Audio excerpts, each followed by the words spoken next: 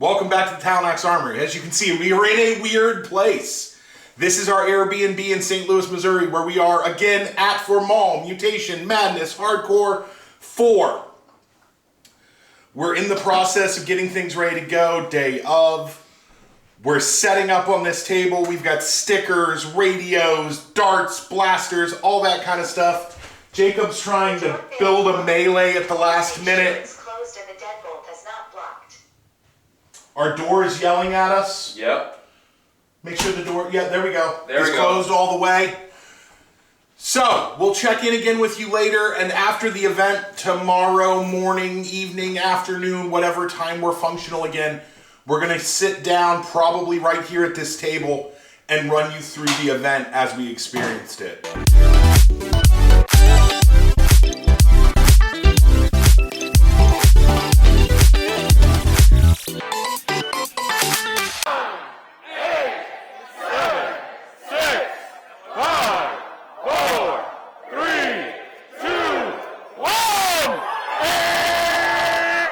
Like I said in the teaser, we're going to do this retrospective debrief thing about Mall Mutation Madness Hardcore 4 Cold Rock Antarctica a little differently.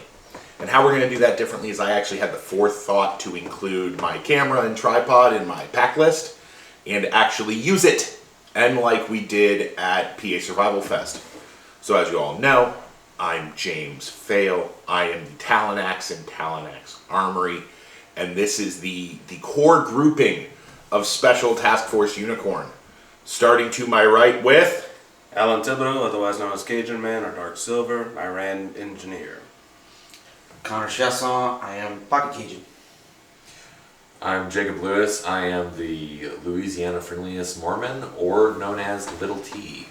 So, the first thing you'll notice is Alan included a class in his introduction, which is a weird thing when we're talking about an HVZ.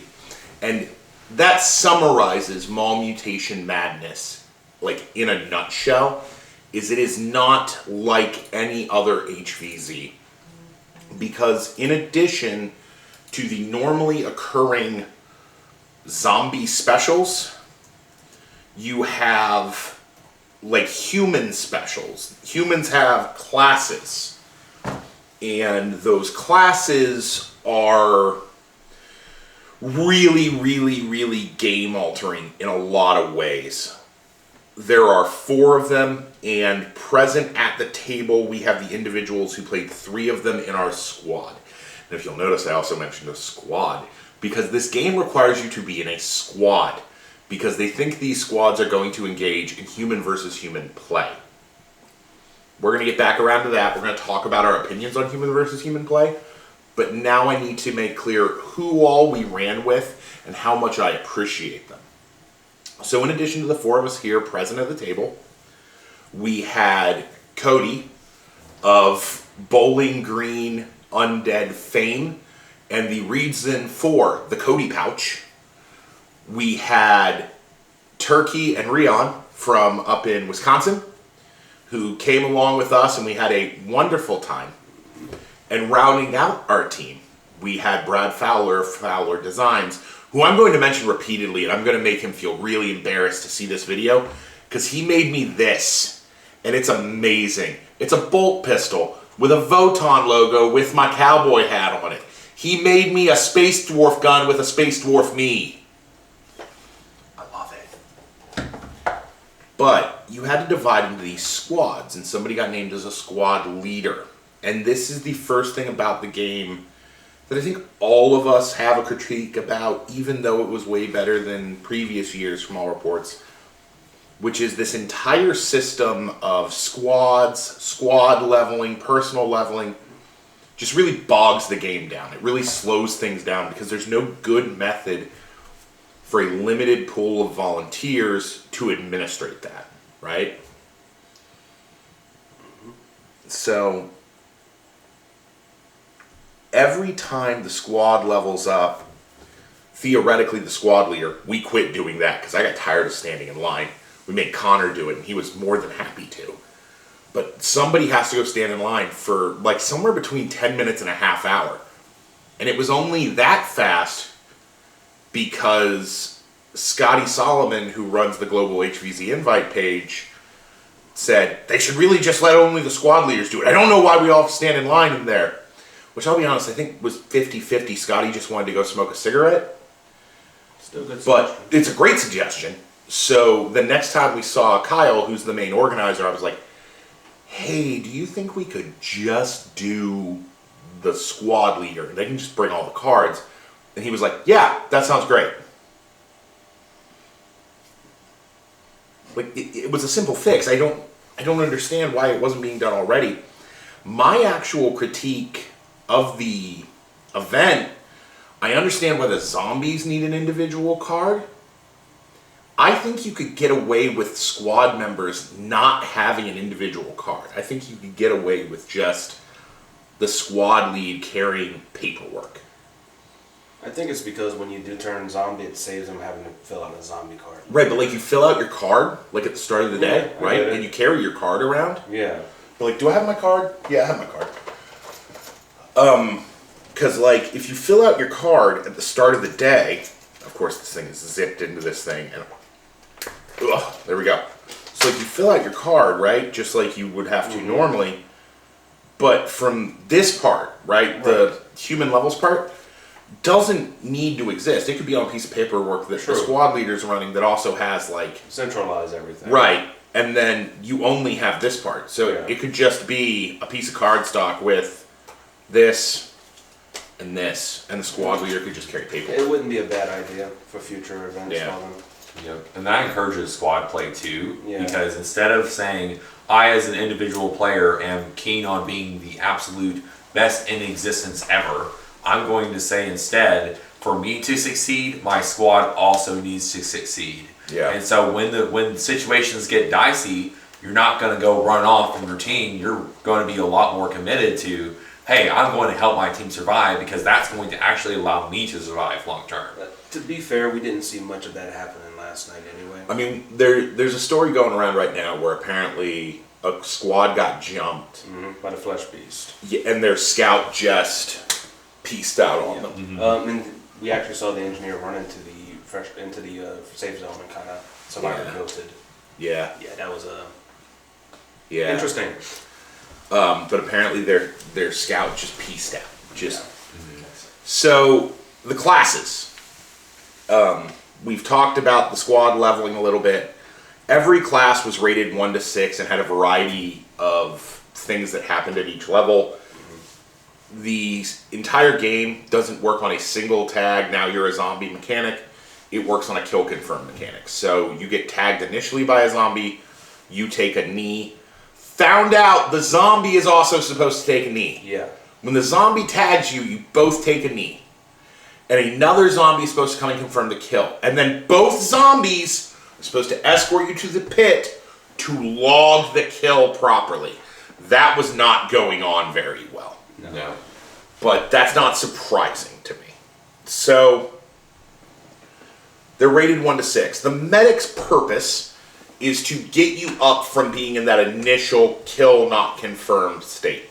They start with a 30-second res, and over the 6 levels, it becomes a 5-second res.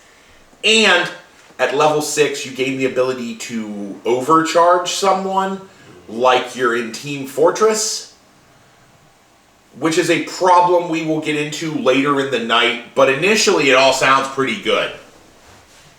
The engineer is responsible for the moving of the cardboard barricades throughout the building, and they are rated, they can take a number of steps equal to your rating, right? Yeah. So, between 1 and 6, that's the only one of the classes I wholly think is balanced. Yeah, because again, you have a zombie counter to that one. Now, screw that part! You can only take 6 steps! Yeah, there. At most. The scout was due for this year. Scout 1 through 5 was simply a number of steps you could take after being tagged before you took a knee. That part, pretty balanced, Yeah. happy with it. Allowed you to clear corners pretty aggressively because that scout pops out, gets tagged, steps back, and then your guy who is classless and just has a absolute metric buttload of rounds just lights up that corner. Connor was that guy. Yeah. And then lastly you had, well, then Scout 6, they gained the ability to be invulnerable for an unlimited period of time By doing as long as they crossed their arms at the wrist over their head and walked. Those were the two mechanics.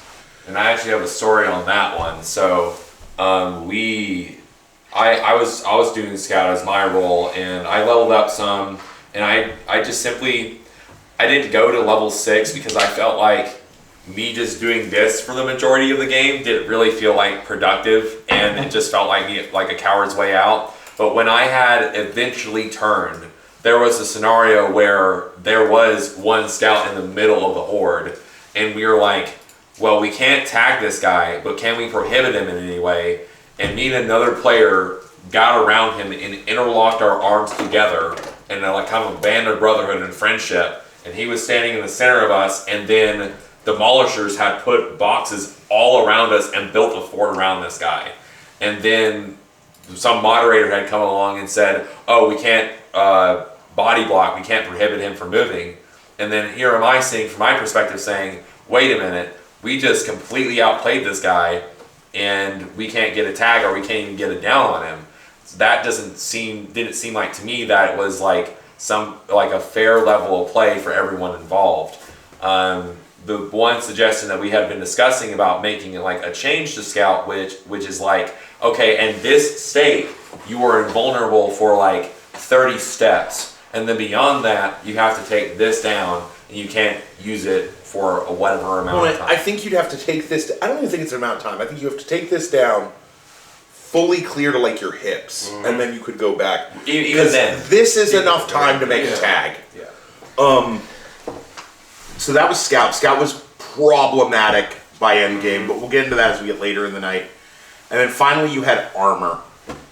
And I don't really understand what the purpose of buying higher rank armor was, because you could just buy armor flags. It was to be able to avoid having to take the knee after the hit. Is that what it is? Yeah, because when you had a flag, okay, flag's gone. That counts as a tag for the zombie. They don't have to worry about it. But they could just buy flags. Could they only have as many flags as they had rating? Is that what it was? Yeah, that was and it was 10 per. Because I'll be real, there was no point in discussing this game where I even considered taking armor. Yeah. Because I knew I was either going to have to end up playing engineer or playing medic. Like, I knew when we started talking about going to this game. But we showed up, and check-in started at like 6 o'clock, so we got there at about 6, checked in, poked around a little bit, had some Panda Express, loaded in the gear, did our weapons check-in, right, made sure all the blasters were ready to go. And I say weapons check instead of blaster check because this game allows boffer melee under a whole set of restrictions that were loosely enforced, I would say, because there were several of those Nerf end strike swords, the little ones, not the big Marauder, the lightning strike or whatever. Yeah, the little. Which, spoilers, those mothers hurt. The little rapier looking. When you get them whistling around. So we did our check-ins and had all of our stuff approved, ironically by Turkey and Rian. So it was like, this feels sketchy, because you're going to come out of here and run with me. Why are you doing the blaster check? So, got checked in. Game didn't start until 10:30-ish. Roundabout. Yeah, after all was we said were a and little done. behind because people were wandering the mall while the mods were trying to set up the objectives. And the mods were like, you need to all be in here, because the staging area was the food court sitting area, and then there was a place that they called a pit, which is where you checked in all of the various paperwork that we talked about earlier that was off of the food court. I think it used to be an old sit-down restaurant, maybe, that they tore out. Or like a little arcade because it was all dark. And Yeah, it was darker and hell in there. That's the old 90s aesthetic for an arcade. Yeah, that's fair. And it was hotter than the fires of Hades. Tiny bit warm and humid. Almost reminded me of home. It was fine once we got them to make the change where we only had like the essential people in there. But before that, going in there was awful. Yeah.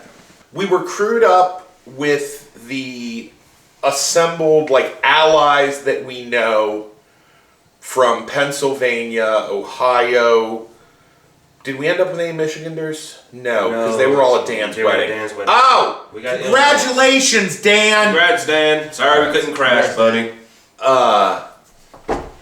So, we had the Survival Fest team, so we had Spike and Brain and Dora. Luke, Kevin and Derek, Ramen. Look, I could sit here for the next, hour and go through all the people who ended up with one of these goofy... I'm not going to say this word on my YouTube channel. The Alliance of Supporting Squads. Yeah, the ASS patch. But there were a lot of them. We also met other exciting and interesting people. We met Xavier in person. That was cool. Yep. That was fun. My favorite people we met, though, were the Chicago Nerf Wars guys. Mm-hmm. Because this, I know it's supposed to be a demolisher rocket, but this atom bomb-esque patch amuses the hell out of me. It's nice. I wish I could have gotten one. Well, I didn't have anything to trade. I always have swag. You should have asked for a regular Talonaxe Armory patch. I had stickers, but then they're all gone. You should ask for a regular Talonaxe Armory patch to trade for a patch. Because I have those in the case, too. Yeah, we had always check the swag case. We had enough commemorative stuff. So, they want this event to be human versus zombie. But that doesn't happen.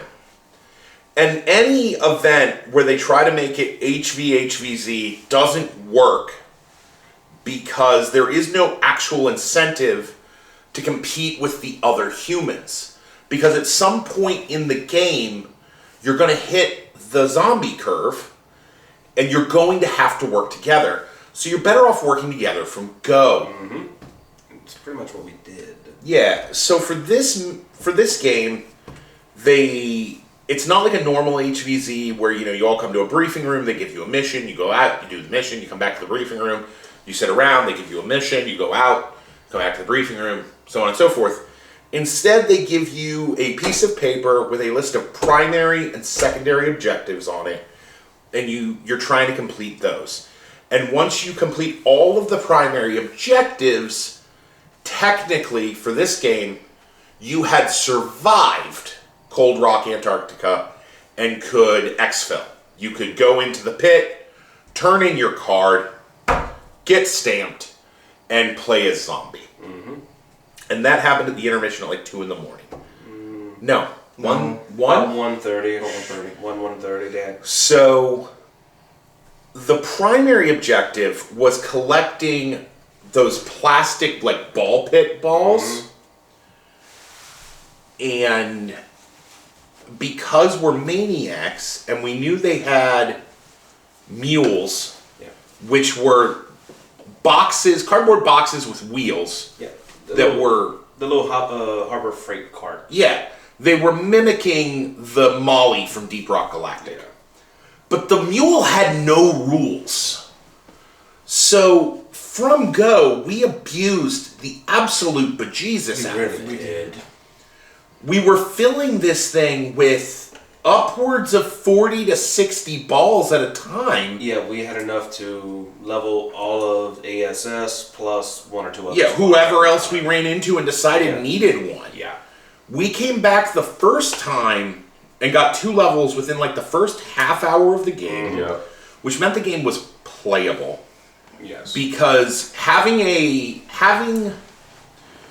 so you could use your levels either for a class, for a buffer, for a shield, or for RTF, ready to fire ammo.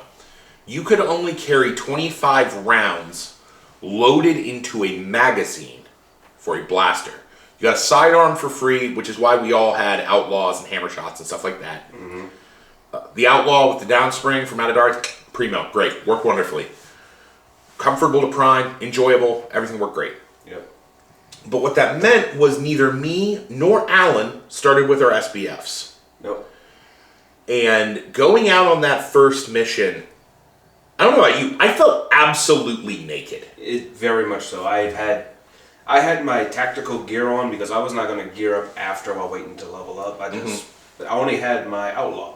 6 shots and a dump pouch full of Lucy's. Yep. It still made me feel... It felt better being within the group, so I had cover, but I'll be honest, if it was just us 4, No. it would not have been comfortable at all.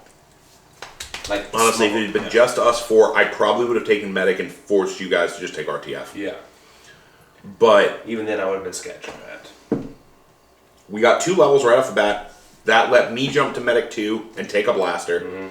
Let you get your SBF and a quantity of ammo. Yeah, Let you weigh yourself down some. Yeah. And we immediately went back out because the red balls were like right outside. Yeah, like 20 feet away from the pit. Yeah, and like no one had gone to them yet. Yeah. So we fought like 4 zombies. I think I fired like 20 rounds of ammo before the I intermission. fired less than 30 all night long. Because I know I never pulled a second mag. I know I always just reloaded the mag that was in the SBF. Same. Yeah, we know you fired a pile of ammo. We don't need to hear about Especially that. after we had... I see you smirking. But, yeah. So, yeah, like, we did not fire a whole lot of ammo. Other people in the group did. I know Turkey put some foam down range. Turkey was doing good. Because I joked that I'd send him home with the darts I had because I wasn't going to use them, apparently. So, all we did was the balls because we had the mule and we were just abusing that system. But Chalo and his guys, the crew, And the crew with Xavier, well, they were all supposed to be the crew for that Yeah. game, and they accidentally split themselves into 2 squads, and they had to tell the pit to fix it. It was a whole thing. Yeah. But they did everything except the tertiary. Well, they were starting on the secondaries while we were doing the primaries. Yeah. We ended up giving them like 2 levels of primaries. Yeah, Because- so they jumped way out. Yeah.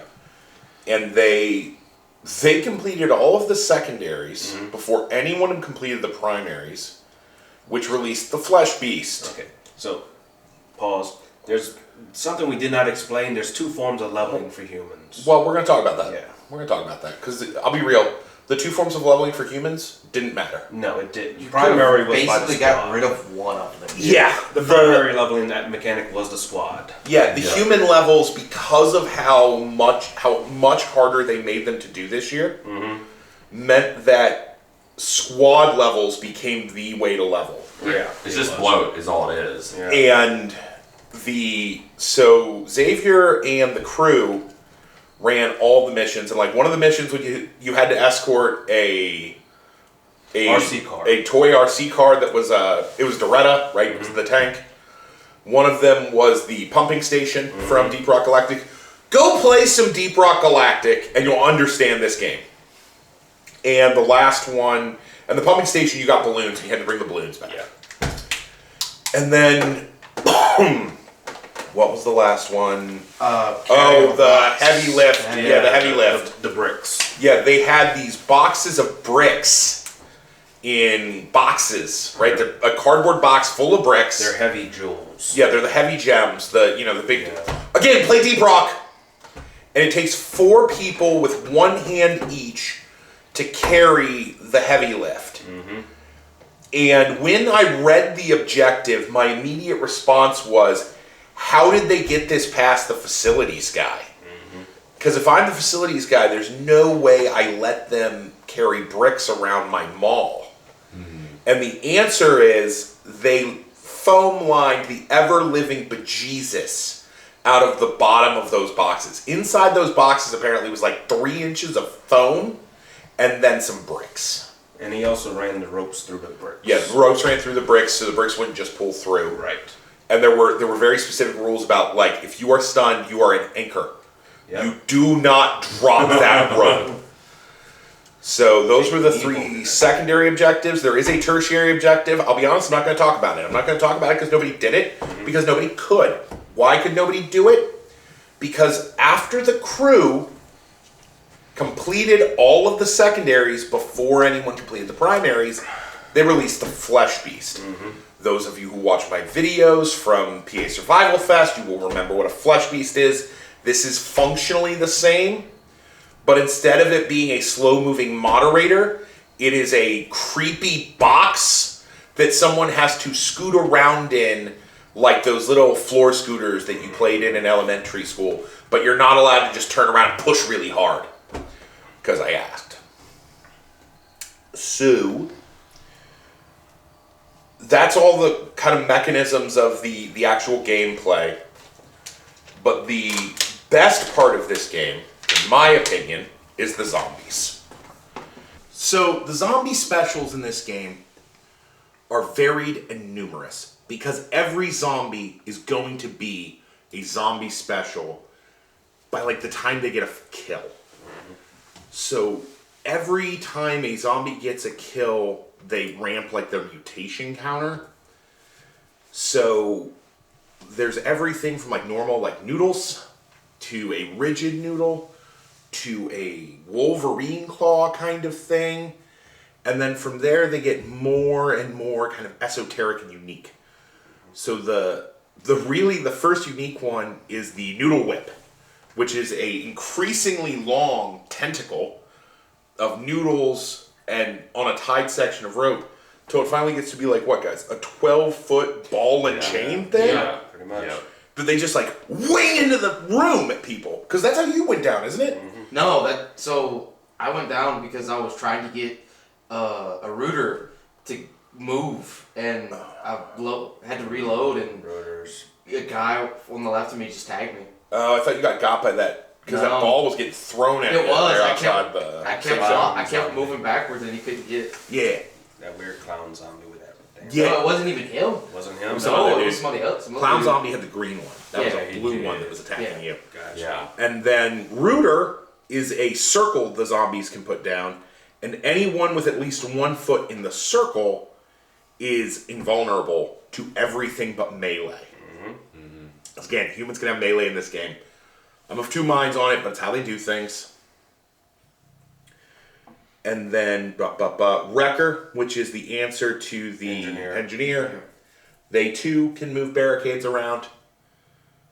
And armor. And respawn. Armor works like human armor, and respawn is a zombie with a takeout container, like one of those red wire baskets full of chips, so the zombies can respawn. Because every time you tag a zombie, they drop a XP token, which you won't see on the ground, and you will simply leave behind because squad leveling was more efficient. And half the time, zombies forgot to drop the tokens. Or they didn't respawn properly. Yeah. Because they read it just requires you being out of sight, so they just walk behind a barricade and respawn. Yeah. So that's how the first half of the night goes, is just collecting balls, dealing with the fact that Xavier summoned the Flesh Beast. And the Flesh Beast was stunned. So the Flesh Beast is just like the Survival Fest Flesh Beast, except you sit in it and you scoot along and people hold onto the ropes. But the Flesh Beast was stunned in this by a wheel in the top of the Flesh Beast that slowly pulled in a rope, and then that rope would set off a red flashing light, and then the Flesh Beast would be stunned and would be reset to a spawn point.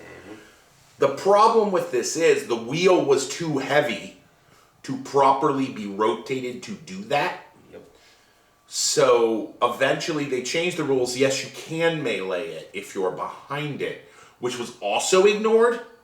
And then these level 6 scouts were just literally walking up to the Flesh Beast, putting their crotch in the Flesh Beast driver's face, and just punching the thing.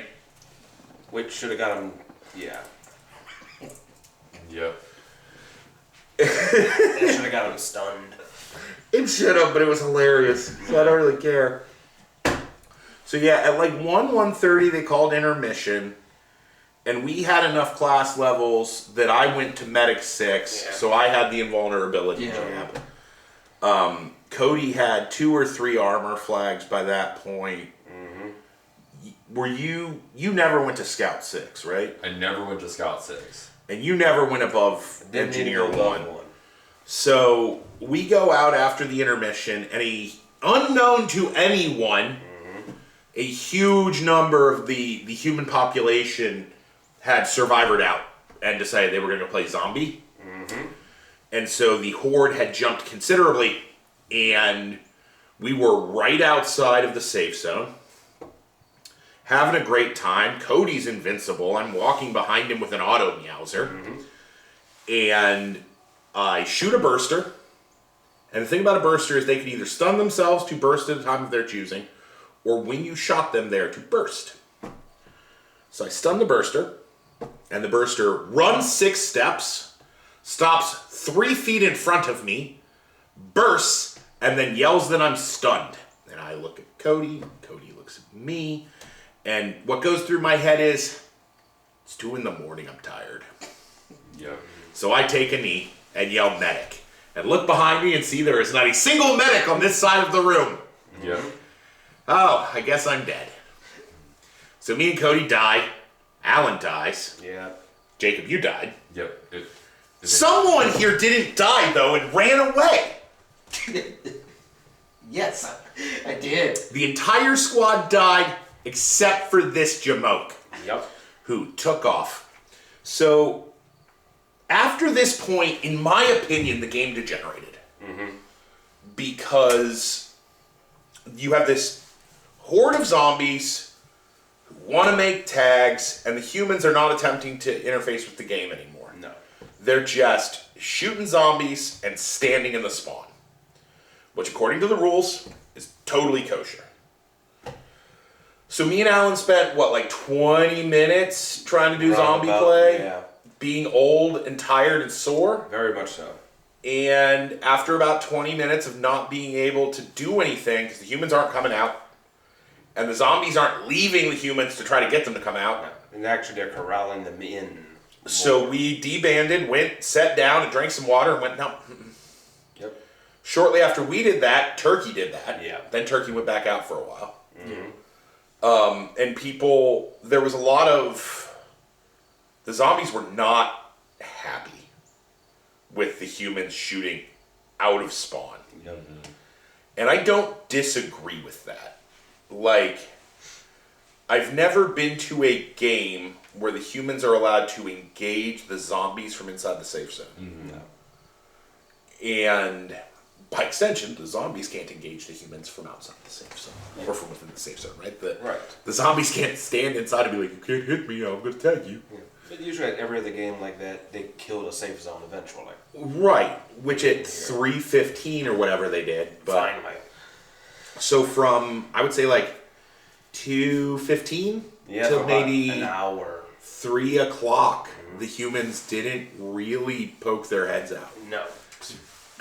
They just... We really couldn't. You could have, if the entire human group had picked a direction and hit it, Yeah.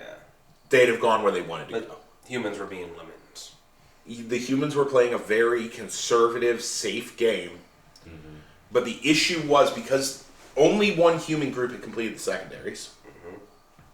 The tertiary wasn't available, which means the win condition wasn't available for humans.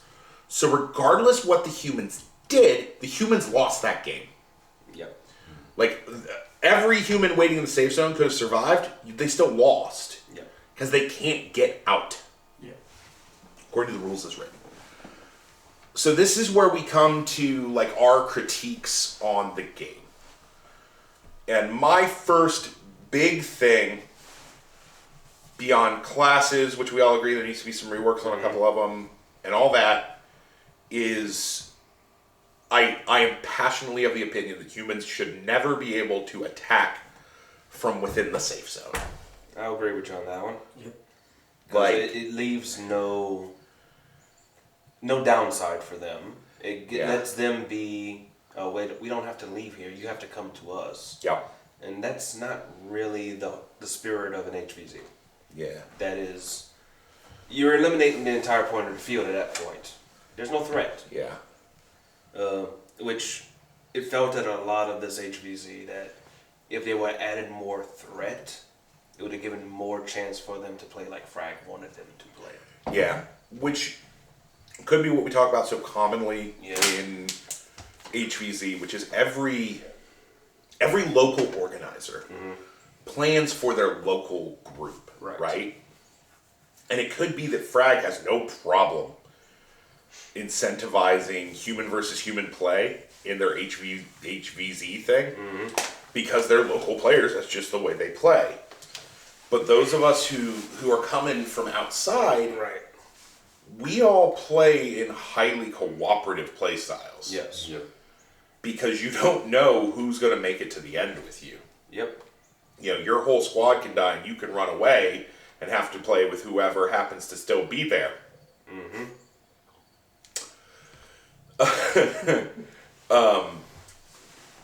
So that would be thing one. Humans need to not be able to attack things out of the safe zone. By extension, zombies shouldn't be able to either. Right. Safe zone should just be a safe zone. Yeah. You leave, you get, I don't care if it's one step outside, right? Athens rules. Yep. But you need to leave the safe zone. Yep. Thing two, like Jacob alluded to, Scout needs a rework. It was new for this year. You tried it. It may not be broken, but it is cracked. Needs to be a rebalance. Level on the 6. Once you got level 6, it was mostly broken. I think this to this again is sufficient to balance. Yes. Yes. Because With, even doing it 30 as fast as I can, 30 steps. that's enough time for somebody to hit me. Yep. Because 30 steps is enough. I don't think 30 steps needs to be there. Like, as I've Right. thought about it more, I don't know that needs to be there. I think either this or 30 steps. Because 30 steps limits, because I know, the intent of Scout is clearly to let, An intelligence gathering. and to let a talented player play the entire field. Yes. Right? To let someone like Buff, Mm-hmm. Who can do magical things. right, Absolutely. screw off all the way down a hallway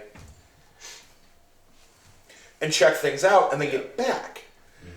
But the issue is Scout is used as currently as a invulnerability field by individuals who are trying to find the way to do it in as little, because you can't have anything in your hands, right? You No. have to have your wrist crossed. So one guy made an arm sheath for a buffer, Yep. which meant he could literally that fast. Yep. And It was cool looking. To be oh fair. yeah, it was awesome. Is that in the spirit of the rules? Yeah, because Frag has their rule set is this kind of quote unquote hardcore rule set, which is fine, but Scout doesn't really lend itself to hardcore play style. It lends itself to I'm not going to engage with the game until I want to play style. Yes. Right? Engineer lends itself to the hardcore play style. Yeah. Medic gaining Uber charge and losing. Well, it had Uber charge last year, but and Medic lost self revive, or it was never intended to have self revive, and it was clarified. No one's really clear on that. The issue was last year you couldn't chain your Uber charge. So Explain that one. if I'm Uber charging Alan, and Alan is now invulnerable, And I'm a and medic. Alan is also a medic, and now he's Uber charging Connor, and Jacob is a medic, and Jacob is Uber charging me, everyone in this chain except for Jacob is invulnerable. Yep. This led to what we called the conga line, which was, what was it, 6? Yeah. Roundabout. 6 or 7. Well, yeah, 6-ish medics. Could have been 5, could have been 7. Who With F knows? with a regular RTF guy in the front. Yeah. Yeah. Well, a guy with a buffer. A guy with Yeah. a rank 3 Yeah. buffer. Yeah. That Which dude- meant that they functionally were like a rhino of doom. Yeah. And they were just walking down a hallway, invulnerable, with 6 guys clustered around the rear medic. Because in the event the rear medic went down, or one of those guys went down, the second to rear medic maintains the connection and becomes the vulnerable medic. The vulnerable medic reses the guy who's down in 5 seconds, and then they resume the conga line of doom. Yep. And this would be fine. It's just not. I'm lying. Conga line of doom is bad. Yes. Chain Uber charge is bad. And apparently last year it was illegal, like I said. So I don't know why it became legal this year. Easy way to fix that. You can't Uber charge a medic. You can't overcharge a medic, but follow on with the TF2 mechanic. You have a time limit. No, I don't. Count. No, because I can't trust people to count accurately. This is true.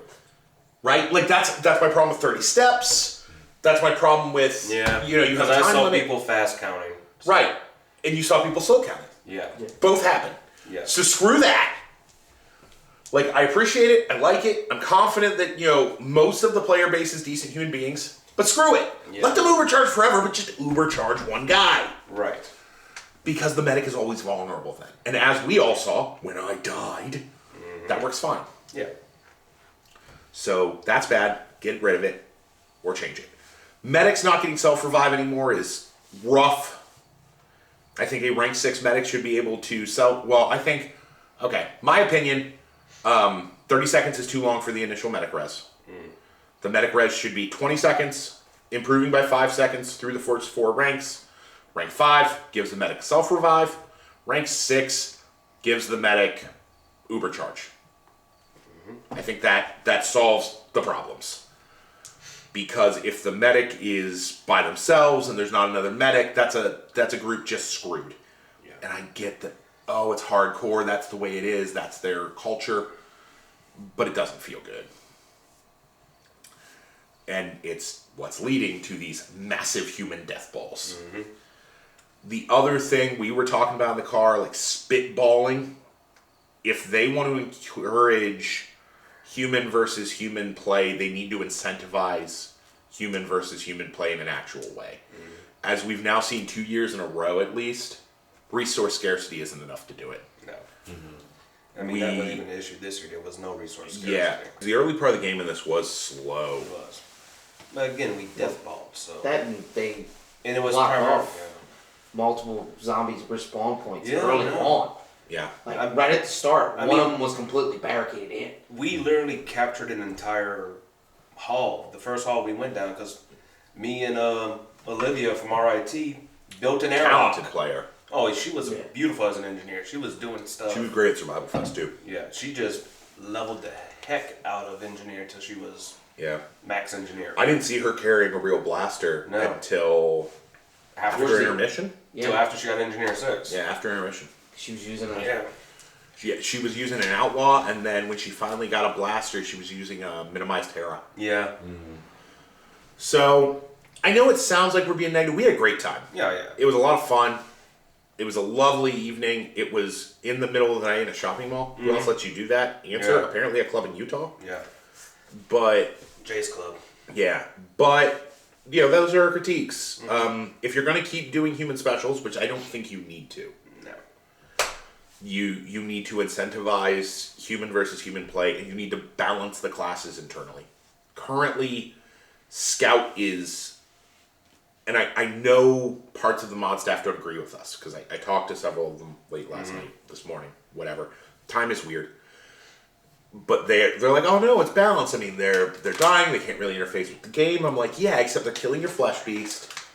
They're skirmishing with zombies very effectively, because the guys who are running it are either guys running socks who are highly effective with socks, guys running high RTF or high ROF small blasters, or guys running melee. Yeah. Who are just running out, murking a high-level zombie. Yep. Just eliminating a high-level zombie. And then, boom, I'm gone. And the last human alive was a level 6 scout, just not interfacing with the game. Yeah. Literally did like this, and technically when he ran... Yeah, he was dead. He was dead. But that's back to people don't read the rules. Yeah. And that's also a problem. So... The rules document. Yeah, the rules document is considerable, because obviously there's a lot going on. Dummy thick, I would say. I don't even think that's fair. Like, when I think about the rules doc, as we've talked about it, right, over the last couple of days, and we've looked at it, because obviously once we got here, our time in St. Louis became about this game. Yes. Yeah. So all day yesterday, Friday evening when we got here, last night at the event, before it started, last night during the event, became about interfacing with this game in the most effective way we could. Yep. The rules document is it is big, but there's a lot going on, so it needs to exist. Yeah. But formatting. Yeah. As Brain or was Adora pointed out with you, slideshows. Turn it to No, a that was PowerPoint. Cody. That was Cody. Turn it to a PowerPoint. Cody, yeah. And he's right on. Yeah. Like, make it easy to interface with. 16-point bold zombies. Underneath that, 14-point bold Classes. And 12-point bold. The class name, 12-point regular, all the information. Exactly. And something very important too is to include very good visuals, whether it be through like a video format or even just like pictures of what does this look like, so that it very quickly clarifies a lot of the questions that got asked throughout the night that had been answered in the rules document, but it was buried on page such and such in a very small section. And I was worried about the pennies, but the pennies worked fine. Yeah. But your Classes were denoted with pennies. Yeah.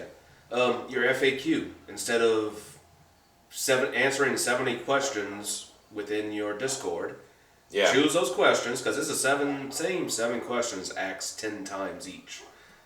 Answer them all in one block on another document.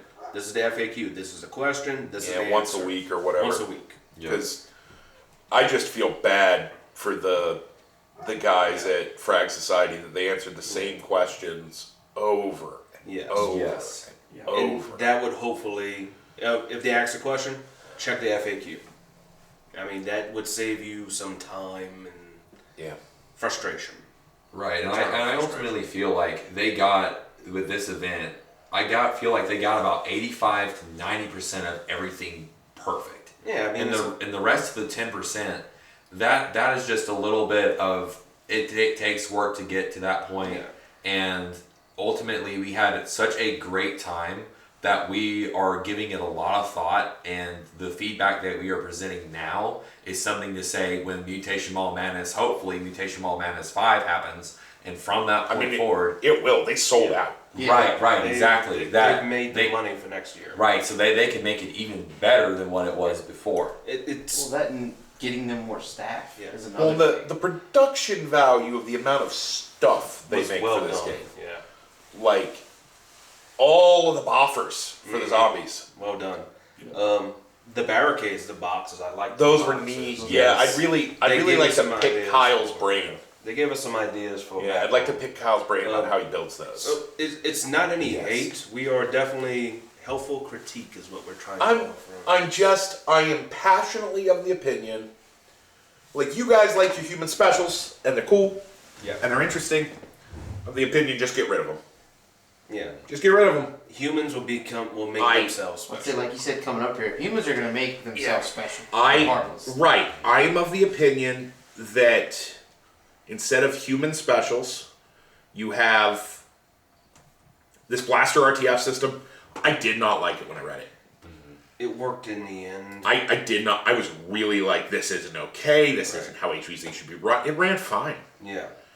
It just read bulky. I am of the opinion that you build the game and shelve human specials, and every human can res every other human on a 30-second count. Because 30 seconds is a really long time. Mm-hmm. And if a human wants to be the medic, they buy the medic upgrade and lock themselves out of the other upgrades, right? That's the only upgrade you buy. And it's, 1 RTF or 2 RTF or whatever you want to make it. Right. And that human now reses on a 15. So if a human wants the engineer upgrade, same thing, they pay whatever, they can now move a box, however many one step, 2 step, whatever you decide. Scout, Scout's initial, you get tagged, you get to take a couple steps back, that's great, that's a wonderful system.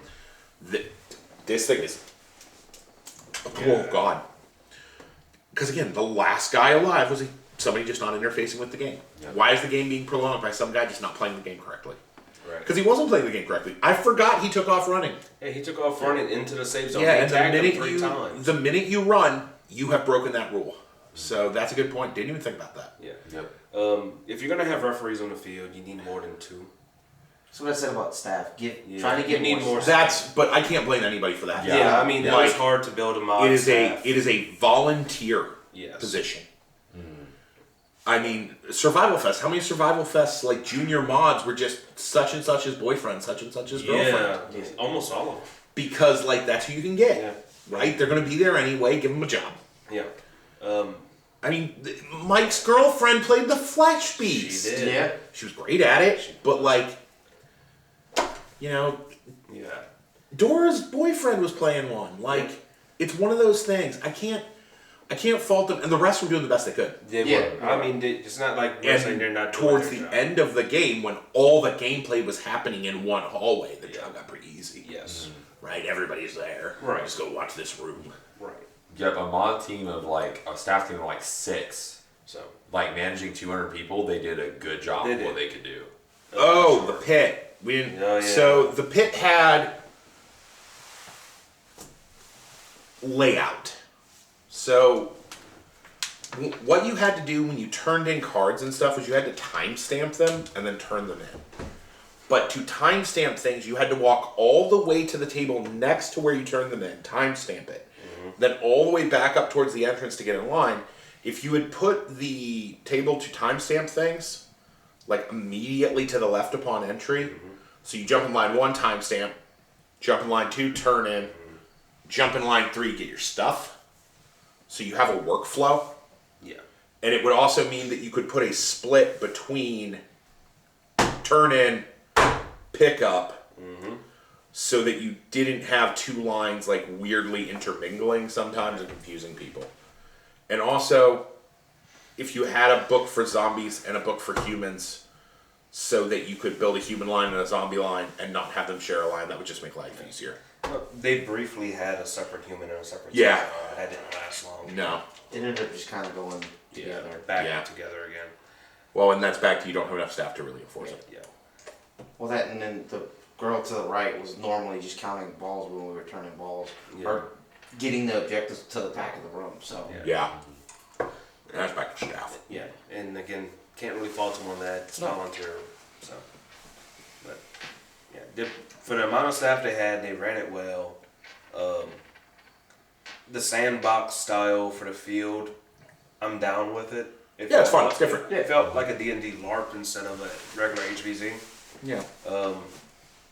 I think the addition of a 5th column force, as you mentioned. Some kind of incentivization. Yeah. A threat besides the zombie. Either That can sow incentivize the human versus human play, or eliminate the human versus human play. Either or. Right? But Like one of the two. But if they want to incentivize it, again, sow some confusion Yeah. among the Yeah. humans. And you can do that in multiple And ways you will, too. you will have. Yeah, there's Select one random person out of each Yes. squad and be like, all right, play Among Us. Yeah. yeah, you're, you're the traitor. You, We whenever just you gave want, you your theme for next year. If whenever you want to turn, just go.